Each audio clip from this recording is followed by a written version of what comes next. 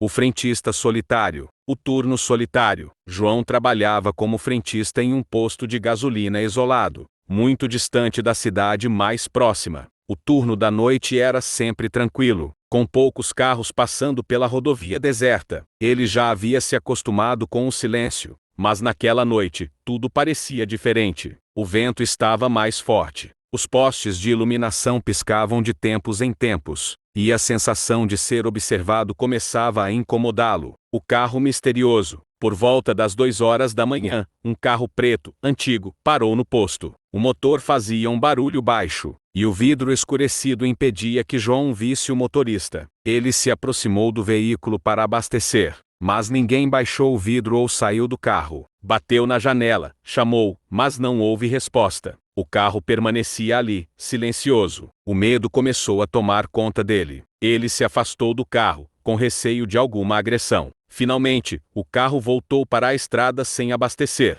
As vozes no rádio. De volta à cabine, o rádio que ficava ligado para passar o tempo começou a emitir estática. Subitamente, uma voz distorcida surgiu, repetindo o nome de João, seguido por risadas macabras. Desligou o rádio imediatamente, o coração disparado. Quando olhou pela janela, o carro preto estava parado no mesmo lugar de antes, mas agora a porta do motorista estava aberta, e uma figura sombria, de chapéu, estava em pé ao lado do carro, imóvel, olhando diretamente para ele. Assustado, João trancou a cabine e tentou ligar para a polícia, mas o telefone estava mudo. O carro preto continuava parado, e a figura estava indo na direção da cabine, e ficava cada vez mais próxima, e parecia flutuar ao invés de andar. Desesperado, João correu para o fundo do posto, onde ficava o galpão de ferramentas. Ao olhar para trás, a figura não estava mais no carro, mas na entrada do galpão. O som de passos arrastados ecoava atrás dele. Quando tentou correr para longe, tudo ficou escuro. Na manhã seguinte, o outro funcionário do turno do dia encontrou o posto vazio. Ele procurou pelo companheiro de trabalho, porém sem sucesso.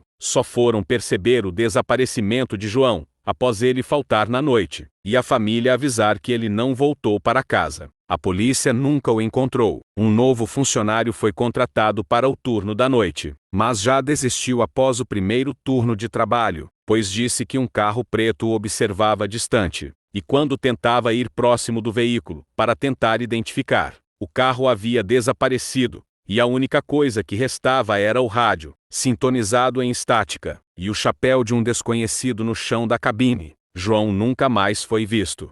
A enfermeira e o paciente sem nome. O paciente misterioso. Maria era enfermeira no hospital há anos, e nunca percebeu nada de anormal. Mas em uma noite, tudo ficou diferente. No fim do corredor do andar de unidade de terapia intensiva, um novo paciente havia chegado. Sem registro ou nome, o leito estava isolado, e todos os médicos pareciam não saber dele. Maria foi encarregada de checar seus sinais vitais durante a madrugada. Ao entrar no quarto, sentiu um calafrio inexplicável. O aviso: os monitores do paciente não mostravam atividade alguma, mas seu corpo estava morbidamente intacto, sem sinais de trauma. Quando Maria tentou arrumar os lençóis, notou marcas estranhas no braço do paciente, como cortes profundos que pareciam ter cicatrizado instantaneamente. De repente, o monitor cardíaco deu um bip, e o paciente sussurrou algo, mas Maria não conseguiu entender. Ao sair do quarto, ouviu uma voz dizer: "Não volte aqui." O ataque. Naquela noite, o hospital ficou em silêncio absoluto.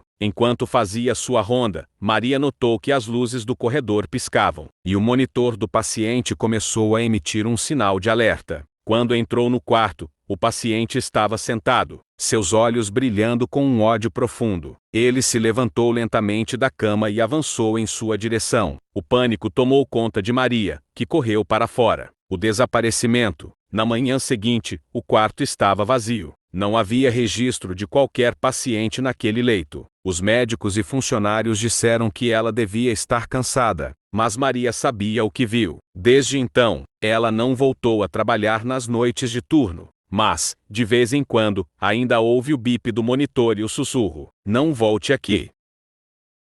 O vigilante e o som das correntes. O primeiro plantão. Eduardo havia começado a trabalhar como vigilante noturno, em um prédio comercial. O local era amplo, com corredores longos e vazios. Durante seu primeiro plantão, ele notou que as luzes piscavam ao longe, mas o supervisor havia dito que era comum. No entanto, algo o deixava desconfortável. Um barulho estranho, como correntes arrastando pelo chão, ecoava pelo andar de baixo. A origem do barulho. Nos dias seguintes, o som das correntes se repetia, sempre à mesma hora, 3 da manhã. E segundo alguns dizem, este é o horário em que as possessões se manifestam. É o momento em que as forças do mal estão agindo. E ele sabia disso, e por mais que fosse seu trabalho, ele não conseguia deixar de ligar uma coisa com a outra. Eduardo decidiu investigar. Desceu ao subsolo, onde ficavam antigas salas de arquivo. Quando chegou, as luzes apagaram. Ele tentou ligar a lanterna, mas ela falhava. Ele sentiu uma presença pesada, como se fosse observado, e algo frio roçou seu braço. Ele viu que não era algo físico, e decidiu deixar aquele local, e então o som das correntes parou. O vigilante anterior. Nos dias após o acontecido, Eduardo, intrigado, começou a perguntar sobre os seguranças, que trabalharam antes dele. Um dos funcionários mais antigos mencionou que o último vigilante havia desaparecido misteriosamente. A única coisa encontrada foram correntes enferrujadas, espalhadas pelo chão do subsolo, como se tivessem tentado se arrastar para fora. Por fim, naquela noite, às 3 da manhã, Eduardo voltou ao subsolo, determinado a descobrir a verdade. O som das correntes começou novamente, mais alto e mais próximo. De repente, ele viu, entre as sombras, a figura de um ser obscuro, arrastando correntes, com olhos vazios soltando gritos de dor. Antes que pudesse fugir, sentiu algo prender em seu tornozelo. Na manhã seguinte, encontraram apenas suas botas e correntes no local. As câmeras de segurança filmaram ele sendo arrastado para as sombras, por correntes velhas. A polícia pegou todas as cópias das filmagens e mandou lacrar o local. E os vigilantes que trabalharam no local após isso dizem ouvir sons de alguém batendo naquele cimento, onde o subsolo foi lacrado. A entidade pode ser de um homem que morreu na construção do prédio, que amaldiçoou os proprietários, buscando vingança pela falta de cuidados na obra. O porteiro e a porta proibida. Jorge era porteiro noturno de uma indústria antiga e mal iluminada, com corredores escuros e ruídos mecânicos constantes. Os maquinários eram tão antigos, que mesmo que alguma assombração fizesse algum barulho, seria confundido com o ranger dos ferros antigos. Era um trabalho simples. Já tinha muitos e muitos anos que ele fazia a mesma ronda todas as noites, e tudo estava no mesmo lugar. Até que apareceu uma porta com uma placa com um aviso dizendo que jamais deveria ser aberta. Tinha o número 13. Ele achou o aviso estranho e imaginou que tinham construído uma nova sala durante o dia. Era algo normal de acontecer. Ele não precisava ficar sabendo de tudo. O estranho visitante. Nas primeiras noites, tudo parecia tranquilo. Até que, por volta das 3 horas da manhã, um homem idoso apareceu pedindo para entrar pela porta 13. Ele parecia nervoso, insistindo que precisava pegar algo que havia esquecido lá há muitos anos. Jorge recusou, mas o homem continuava a aparecer a cada noite, sempre mais desesperado. A curiosidade. Cansado das visitas, Jorge decidiu investigar por conta própria. Em uma noite, se aproximou da porta 13.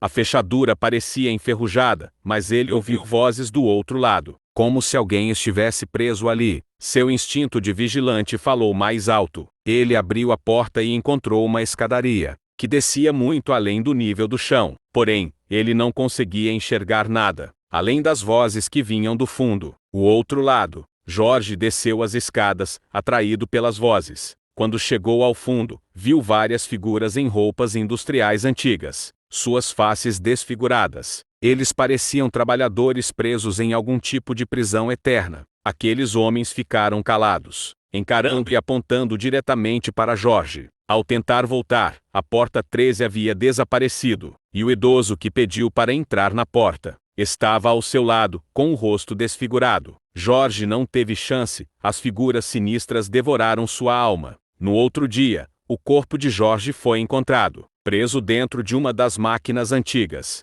Nunca descobriram como ele entrou lá. A máquina teve que ser cortada para a retirada do corpo. A empresa abafou o caso, pagando muito bem. Para as pessoas que sabiam não divulgarem o ocorrido, nenhum outro porteiro quis trabalhar naquela empresa à noite, pois a empresa ficou com a fama de ser amaldiçoada.